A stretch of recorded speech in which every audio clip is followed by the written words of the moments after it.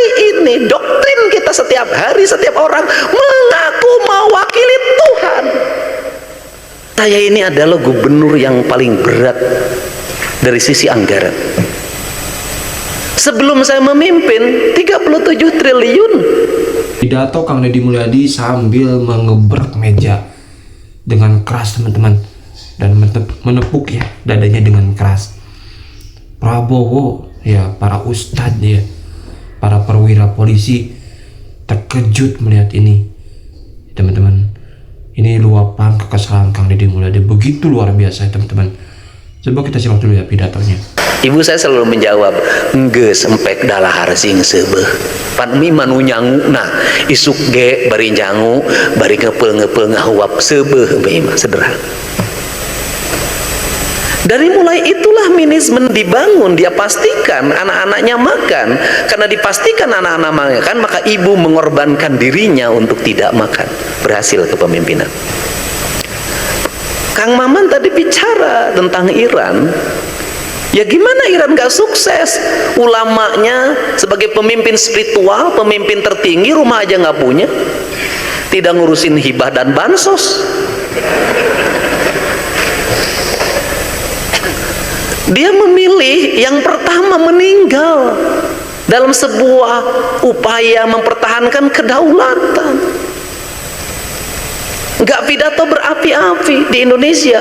Yang bela Palestina itu pidatonya gak pernah berhenti, demonya dari dulu gak pernah berhenti. Giliran sekarang perang Palestina lawan Israel, gak ada satupun yang pergi untuk perang. Jangan-jangan komoditi. Makanya kita ini mencintai agama, mencintai Palestina, atau jualan agama dan jualan Palestina. Atau kita ini mencintai budaya atau jualan budaya. Kita ini mencintai Sunda atau jualan Sunda. Kan semuanya jadi komoditi. Maka itu menjadi pilihan. Maka saya katakan nih Kak, kalau cerita nih Kang Nukman, kalau bercerita pembelanjaan anggaran, saya ini adalah gubernur yang paling berat dari sisi anggaran. Sebelum saya memimpin 37 triliun. Begitu saya memimpin 31, 1 tahun memimpin 28. DPH kita sudah digunakan untuk kepentingan di pusat, dan sebagai wakil pemerintah pusat saya katakan dengan sukarela, dengan ikhlas, saya tidak akan protes. Hutang 3,8 ke Pemprov Jabar nggak ada masalah, nggak dibayar, tapi UIN jangan minta ke saya, karena itu kewenangan pusat. Nah, tetapi sebagai gubernur otak saya harus jalan. Saya memahami perguruan tinggi harus jalan, gak ada masalah. Maka saya ada hitungannya. Hitungannya bagaimana? Oke, bangun fakultas kedokteran, nilainya berapa? Satu mahasiswa kedokteran Jawa Barat sampai selesai berapa? Kita tuker.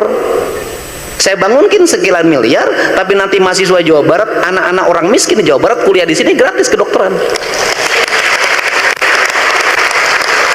Saya nggak mau jadi gubernur yang dipuji-puji, ngebagi hibah di mana-mana. Nggak mau. Kenapa? Kalau pilih jadi gubernur tukang ngebagiin hibah, nggak usah belajar manajemen. Nggak usah. Kenapa? Siapapun bisa jadi gubernur, tugasnya nggak bagiin hibah. Semua anak kecil juga bisa.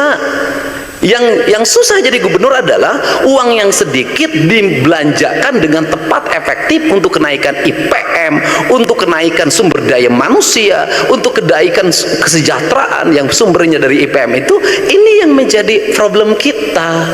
Maka saya selalu ketika anggaran menurun, saya senang. Kenapa?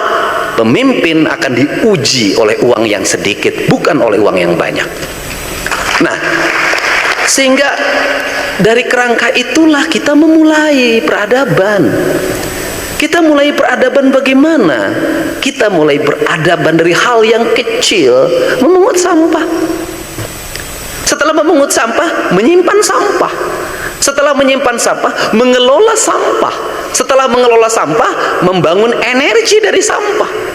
Ini kan yang tahapan yang sekarang kemudian terkoneksi dengan keinginan Bapak Presiden tentang sampah. Saya sudah senang, satu problem ini selesai, kemarin sudah saya tanda tanganin. Kemudian waktunya cukup apa? Itu hanya cukup 3 kali pertemuan. Satu, saya berinisiatif, yang kedua direspon, yang ketiga menteri telepon, yang keempat pertemuan, yang kelima tanda tangan dalam waktu 3 hari. Dulu Pemda Jabar itu bikin kajian sampah 10 tahun. Studi bandingnya udah kemana-mana, kajiannya segini, sampai sekarang proyeknya nggak jadi. Nah, apa sih? Harus belajar pada kearifan. Ini arif Sunda. 1 heureut nenden, nu kadua saeutik mahi loba nyesa, yang ketiga pokpek prak. Apa itu pokpek prak? Orang Sunda itu adalah orang yang terbuka. Kalau sesuatu omongin aja kayak saya. Kenapa? Karena itu ciri orang Sunda. Jangan disimpen-simpen, jangan dipendem-pendem. Kenapa? Jantung. Kalau nggak seneng sama gubernur ya ngomong aja, videokan aja. Saya jawab. Kenapa? Itu dialektika demokrasi di era media terbuka. Nggak usah lagi konvensi pers. Kenapa? Semua orang hari ini bisa bicara, bisa menyampaikan, nggak perlu berkumpul dengan berdemo. Cukup cerita saja. Setiap hari saya merespon itu dengan cepat. Kenapa? Ini dialektika. Ini ciri orang Sunda. Pok omongkeun. Ini problem kita sebagai orang Sunda, ini kalah dalam politik, tuh wani ngomong. Pengen jadi rektor? Enggak, Bang. Pengen jadi rektor? Begitu lama ngejawab, yang mimpinnya orang Batak. Sudah, kamu aja yang mau duduk aja gitu. Aduh, pada jeung si eta pinter kene aing kunaon teu ngomong. Ini kan kelemahan orang Sunda. Ngomong. Kenapa? Karena seluruh problematika kita selama ini karena kita tidak ngomong. Kalau tidak ngomong itu dianggap tidak ada. Kenapa? Itu yang menjadi problem. Karena peradaban kita hari ini adalah peradaban terendah. Dalam falsafah Sunda, peradaban tertinggi itu rasa. Karena peradaban tertinggi rasa, maka orang Sunda itu tidak menulis peradaban. Orang Sunda tidak mendiskusikan peradaban, tidak membuat konsensus peradaban. Dia yang tertinggi. Kenapa yang tertinggi? Karena kicep akang abdi ge ngartos. Apa artinya? Dalam teologi orang Sunda, undang-undang nggak usah ditulis. Undang-undang nggak usah diucapkan. Karena apa? Dengan melihat, memandang, mendengar, dan merasa, maka dia bisa merasakan mana yang mesti dilakukan dan mana yang mesti tidak dilakukan. Sehingga tanpa wali pun datang ke Sunda, orang Sunda dari dulu tidak punya budaya makan babi. Peradaban tertingginya bakak ayam, rumahnya bersih, pakai panggung, peradabannya peradaban bambu. Kenapa orang Sunda menggunakan peradaban bambu? Karena orang Sunda tahu bambu itu ketika ditebang tumbuh lagi, akan dihindarkan. Kenapa tidak pakai batu? Agar dijauhkan dari eksploitasi alam. Karena di Sunda menambang itu dilarang. Kenapa? Karena orang Sunda alam ini titipan. Karena titipan tugasnya ngajaga jeung ngariksa. Lamun kira-kira hirup di luhur tanah geus hirup, kunaon kudu ngagali tanah. Itu yang disebut makna laing sakartum. Itu diwujudkan dalam identitas peradaban Sunda. Karena dibuat identitas peradaban Sunda, maka ketika kerajaan Sunda hilang, tidak ada bekas, yang ada tinggal tulisan di batu. Kenapa? Karena dibakar. Kenapa dibakar? Karena harus dihilangkan. Yang dihilangkan apa? Bukan orangnya, nilai ajarannya. Kenapa nilai ajarannya ini dihilangkan? Karena nilai ajaran tinggi dan tertinggi. Sehingga dihilangkan. Ketika dihilangkan, apa yang terjadi? Hilangnya identitas. Ketika hilangnya identitas, hilangnya apa? Hilangnya ide dan gagasan. Ketika hilangnya gagasan, hilangnya perilaku. Ketika hilangnya perilaku, apa? Kehancuran peradaban. Tunggul dilarung, catang dirumpak. Sehingga dalam perspektif orang Sunda, siapakah manusia yang paling buruk di muka bumi? Orang yang menebang pohon dicabut dengan akarnya. Sederhana. Maka dia menggunakan rasa. Karena bukan rasa, sudah hidup beratur dan teratur dalam keteraturan. Siapa yang mengatur tata nilai keteraturan itu? Apakah orang Sunda langsung menyebut Allah? Tidak. Kenapa? Kata dia, pahing, nggak boleh disebut. Kenapa? Itu nu maha mulia, nu maha agung, nu maha sagalana. Temenang di elol kenyom, temenang disebut-sebut, temenang di aku-aku. Hari ini doktrin kita setiap hari, setiap orang mengaku mewakili Tuhan. Dauhan Allah, dauhan Kanjeng Rasul.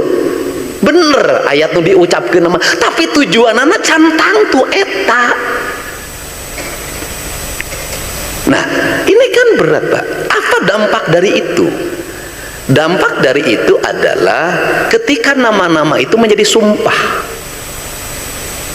Ketika nama-nama itu menjadi sumpah jabatan, sumpah kesetiaan, diucapkan demi Allah, melanggar semuanya. Tapi yang melanggar tuh karirnya makin agus, naik jabatan, sehingga orang tuh naon ngelanggar sumpah Allah gitu. Itu kayak jadi rektor, jadi menteri, jadi anggota DPR, jadi gubernur, pasti masa jadi hal yang biasa. Bayangin loh Pak, tahun 70-an saya waktu SD, tahun 76 nggak berani bilang demi Allah, sumpahnya cuma dayak medu Pak, itu pun sudah nggak mau melanggar. Ini kan problem Pak. Apa itu tadi bahasa roh spiritualitas tentang nilai-nilai rububiyah tidak menjadi nilai insaniyah. Aduh gaya aing ngomongnya. Aemi panurang itu rek itu guru. Jadi kenapa kalimat sakralnya tidak ada? Hilang. Apa kata orang Sunda? Kawung mabur carulukna sama lengiten pandana, Ciamis tinggal pahitna, Ciherang tinggal kiruhna, resi lengiten ajina, pandita ilang komara kaduru ku hawa nafsu. Sederhana. Apakah ini hanya pada kaum agamawan? Tidak. Ini berlaku juga bagi kaum akademis. Seluruh kerusakan yang terjadi di Jawa Barat itu karya kaum akademis. Seluruh kebijakan pemerintah provinsi yang banyak salah itu semuanya kajian kok, ada konsultannya. Itu kan akademis. Jalan yang longsor itu hasil akademis.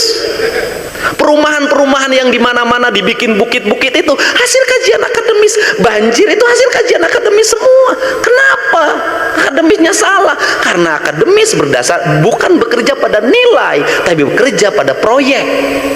Nu lempeng dibengkokkeun, nu bengkok dilempengkeun, dikasih landasan akademis. Kan problem. Sehingga kata orang Sunda, derajat yang tertinggi bukan di pikiran, ujang di hati. Maka derajat tertinggi bisa di pikiran, di hati, karena orang yang pakai rasa melahirkan cinta. Anak 9 bisa sekolah, ada yang jadi sarjana, yang paling bungsu jadi gubernur. Satu petak sawah tidak terjual, padahal bapak saya pensiunan prajurit kepala. Kenapa? Pakai hati. Kenapa anggaran yang beribu-ribu triliun dalam setiap tahun dipimpin oleh orang-orang profesor, doktor, orang-orang ahli, bansos di salah sasaran? Kenapa? Karena semuanya tidak menggunakan rasa sebagai sendi nilai. Itu problem kita, Pak. Karena ini problem kita, maka di sinilah perubahan dimulai. Saya mencoba untuk menyajikan, walaupun temporer dan sulit sebenarnya, saya mencoba untuk ini loh peradaban. Kita mulai dari sini, kita mengarah ke sini, kita tujuannya ke sini. Ini. Nah, kemudian apa yang menjadi titik lemah kita hari ini? Dari sisi perilaku hidup, saya mempelajari tentang orang Sunda ini, orang Jawa Barat secara umum. Apa yang membuat ketertinggalan? Yaitu perilaku yang apa? Perilaku yang konsumeris. Perilaku konsumeris apa? Banyak melakukan sebuah perkara yang dia tidak cukup kapasitas untuk melakukan itu. Makanya bahasa saya sederhana. Mungkin kalau lihat tayangan posting saya sederhana. Saya punya kebiasaan kalau lagi jalan di hari Sabtu Minggu, lihat janur pasti saya berhenti. Saya pasti mampir ke Ondangan. Amin teman-teman semua, tadi kita sudah melihat pidato dari Gubernur Jawa Barat Kang Deddy Mulyadi yang mana luar biasa ya teman-teman. Ya, saya baru melihat lagi Kang Deddy dengan amarah penuh ya. Pidatonya begitu luar biasa teman-teman. Itu bentuk mungkin kekecewaan ataupun beban berat di anggaran teman-teman. Karena bayangin diwarisi utang 37 triliun. Gila teman-teman, berat sekali itu loh. 37 triliun lah, luar biasa teman-teman. Dan di kepemimpinan Kang Deddy Mulyadi ya selama 1 tahun turun 5 triliun teman-teman, jadi 31 triliun hutangnya. Wah, luar biasa ya teman-teman. Jujur saya salut dengan Kang Deddy Mulyadi, bukan karena ya intinya saya salut lah ya teman-teman. Luar biasa teman-teman. Bayangin 5 triliun teman-teman dilunasin hutangnya oleh Kang Deddy Mulyadi. Ya, luar biasa teman-teman. Dan ini pelajaran penting ya untuk para pemimpin yang lain. Ya, tolonglah ketika menjabat, tolong jangan tinggalkan jejak.